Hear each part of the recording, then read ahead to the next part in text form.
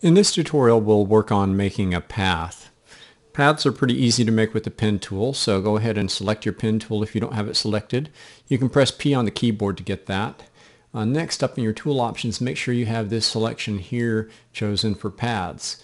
Otherwise, you will actually make something else that you don't want. You'll make actually over here a vector path or a shape layer, and instead you want paths selected. That's the middle selection.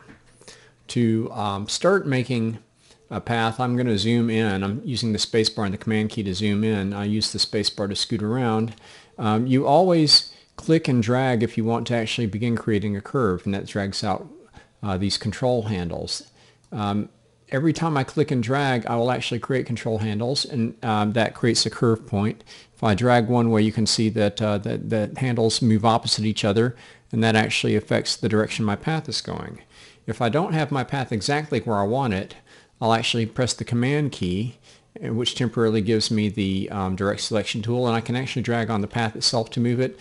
I can also click on the control handles and move them. I can also click on the endpoints themselves or the anchor points and move them. So that is a very easy way to manage these. To continue tracing, I will actually just click and drag. And every time I click and drag, I'm going to actually create a curve point. I can actually click on the path itself and pull it back in there with the command key. And I can, every time I have a curve, and notice I'm not putting these points too close together. I'm actually keeping them as far apart as I can to describe the shape, because that way the tool is making the path and I am not, and it does a much better job of it than I would. Now notice, without converting this point, if I drag this handle around, this is still a curve point, and the path is going to bow in. I want to actually move this handle in the direction that I want my next path to go in. So to accomplish that, I'm going to hold down the Option key. The Option key will convert this corner point, this to a corner point, which enables me to actually change direction. You only want to do that when you want to have an abrupt change in direction. Otherwise, you're going to want to use curve points, or smooth points as they're sometimes called. So continuing clicking and dragging, I'm going around the outline of the banana, or the bunch of bananas. And again, you can always hold down your command key, which gives you your direct selection tool that enables you to move your path around and grab your points and move them, and also to move your control handles. If you need to add a point, you can actually get right over a path and click, and it'll actually add a point for you.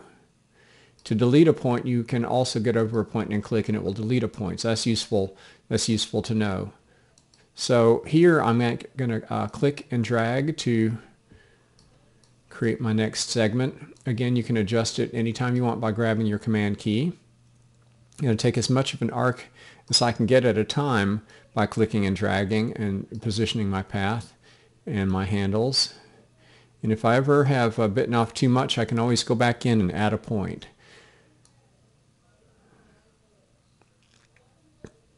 So clicking and dragging is pretty much the key to doing this for your curves. You can always use the Option key, that's the Alt key on the PC, to convert points if you actually need to convert from one type to the other. If you actually drag on the paths themselves, you can see the control handles will actually change their length but not their angle. So that is an easy way to make adjustments if you can do that. Anytime you use the Option key to convert your point to a corner point, you'll see the symbol change, and I'll actually be doing that here in a minute as I go up around this bunch of bananas. Just clicking and dragging. Actually, it looks like I've gotten inside that shape there. It's kind of hard to tell where the edge of this is against this background. Another good reason to use the pen tool, because some of the other selection tools like the magic wand tool would actually not distinguish between these areas of similar color. So the pen tool is really good for being able to make just the selection that you want. So when I get down to this point, I want my direction to change. So I want the path to come up around this bunch. So here, if I actually hold down the Option key, you can see the cursor change to the Convert Point tool. I'll drag that handle around in the direction I want my next path to go in, and I'll click and drag to continue tracing the curves. Mind you, you can always get your command key and click and drag to reposition things. It's the good thing about using this tool is you can go back and adjust, so you don't have to have things perfect right off the bat. You can actually go back and fix things if you haven't done them as well as you would like. And what just happened there, I'll go back and undo that, is when I get back to where I began, you'll see a little circle formed by the pen tool. And if I click there, it does actually complete that path, but it didn't do quite what I wanted it to, so I'm actually going to convert a couple of points here and move them so that it's describing the shape that I want.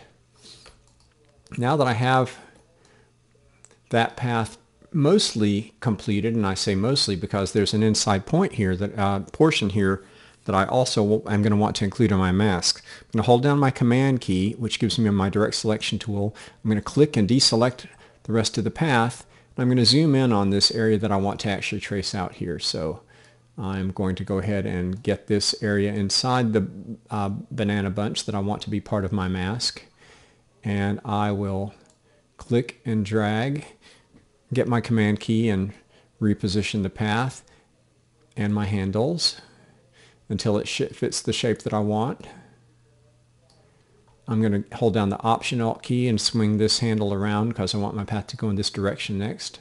I will click to make that path, do a little adjusting there with the command key. I'll go back up the side of the stem and I will click in this path and actually drag this handle back in, reposition this point a little bit with the command key, and come on up around and close my path. Now that I have all of that done, I can choose my paths palette. I have something called a work path here. I'm going to click twice on it to make sure that it's converted to a regular path. I'll just name that bananas and click OK. And now if I would like to convert this to a selection so I can make a mask, I will actually click here on my pop-up for this palette, choose Make Selection. I'm going to use a feather of 2. The reason for that is I want a gradual transition between the edge of my bananas and whatever background I put behind them. This will give me just a little bit of blurring around the edge of my mask, which will also enable me to edit it very easily in levels if I should like to do that. So I'm going to click OK.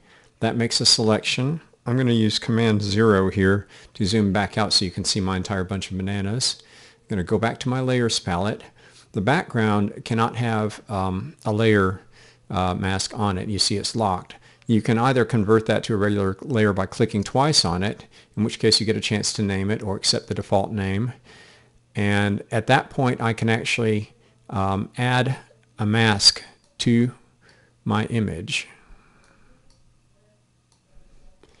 Down here at the bottom of your Layers palette, you can see you have an icon that has a square and a circle in it. That is for adding a layer mask. If I click that, you can actually see that a mask has been created, and now my bananas are up against a transparent background, and I could create another layer underneath and put anything in it that I like and have my mask. I'll just actually get my gradient tool here and drag that across just so you can see I do have a background against which I can place my bananas now. So that is making a path, saving a path, and creating a layer mask from it. And that's it. It's just that easy.